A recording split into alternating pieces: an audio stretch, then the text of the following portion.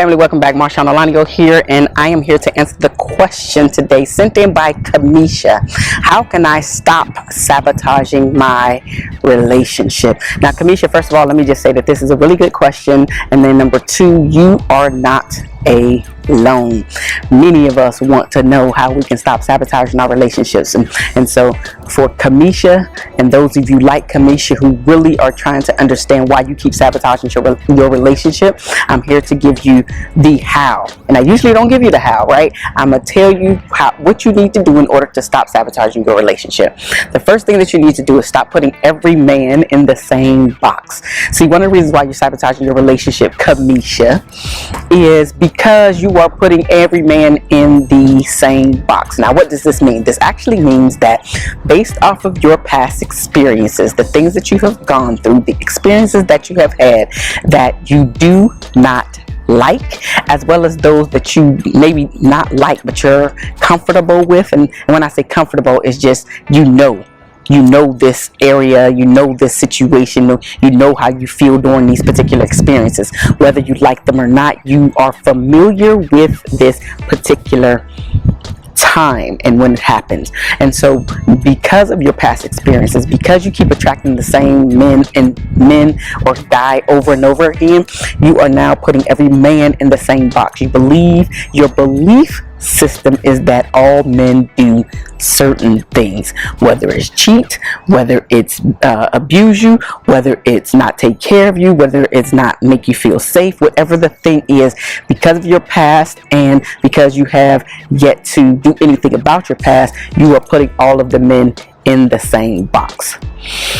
The second thing that I want to mention, what goes into number one, is you have yet to heal from your past traumatic experiences. Now, your past traumatic experiences do not have to be something major. It could be something that you have experienced, you and you alone, and because you have yet to address, maybe you have forgotten that these things happen, but anytime you are triggered by something that he says, something that he does, and this is not just your current man, this is, again, it is a pattern that you have noticed with the men that you have invited into your world. They all have a tendency to show up and act a certain way. And so because you have not connected the dots, number one, or number two, you have connected the dots, but you have yet to do anything about that. Now your past keeps showing up time and time again. Your triggers are still there because you have yet to identify and or deal with your past traumatic experiences, the things that happened to you, your past. It could even be something that happened to you as a child, so it doesn't have to be your romantic partner or ex-romantic partners. It could be something that happened that stemmed from your childhood, where your parents or guardians spoke negativity in your life. They might have told you that you were nothing. They might have told you that you were trash. They might have told you all of these negative things, and then you took them on, you started to own them, and because you did not heal from that name calling in this example, now you're believing that every person is against you. Nobody loves you, nobody has the best interest, and you may even be thinking secretly, if my parents couldn't love me, then how is anybody else going to love me? This also, number three, right? How can you stop sabotaging your romantic relationship? Is for you to start loving on yourself, for you to really speak life into yourself. And this could be through affirmations. This could be through you like looking yourself in the mirror, completely naked, completely in your birthday suit, and speaking beautiful things about yourself to yourself, so you can start to increase your self-esteem, start to increase your self-confidence, and again start to increase the love that you should have received from your parent or guardian, right? Because those are our first teachers. Now, I'm not beating up on our parents or guardians. They can only give us the love, time, attention, affection, etc.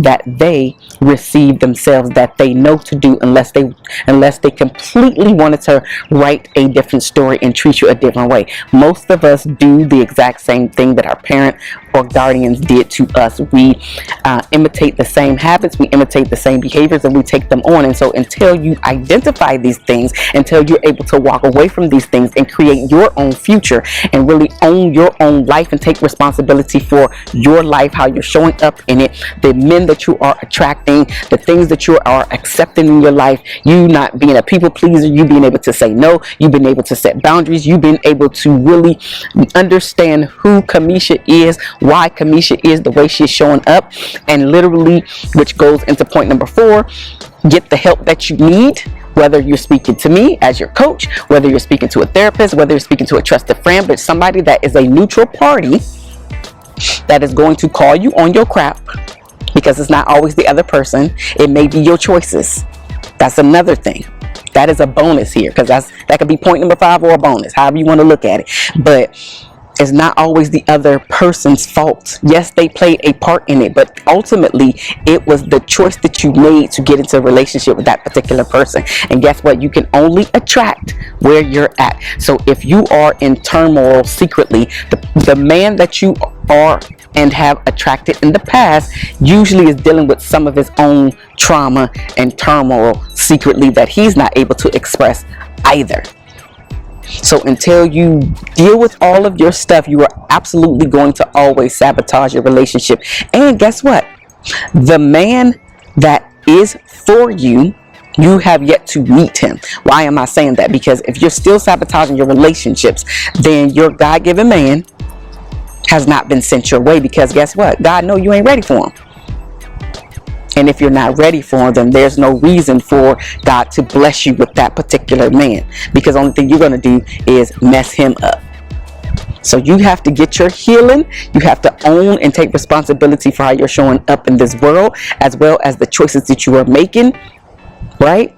Understand that you have some past experiences that were negative in your life, but you have yet to deal and heal from them. And I'm saying healed, however, healing is a continuous journey, because just because you are going to see and going to talk to someone does not mean that you're not going to revert back to old habits and behaviors, because you understand that area, you understand that old habit and behavior. Again, as I mentioned earlier, you understand what the man is doing, whether you like it or not. You understand that particular part that you are also playing in it, as well as what he's usually going to do, as well as how he's going to react. So even if you hate it, how he shows up and what he does and how he reacts, you know that devil, as they say.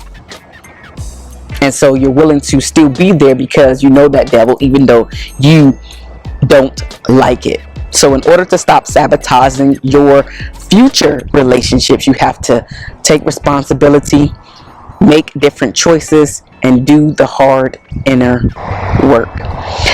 I'm your girl, Marshawn Alaniyo, and if you have a question for me, down in the description box below, submit your question, or you can send it to me. If you are on Facebook, you can DM me. If you are on YouTube, you can look down in the description box below and look for my email and send me an email and ask me your question so I can answer it on the next Ask Marshawn. I love you guys, and there's nothing that you can do about it, and I will see you on the next Ask Marshawn. Bye-bye.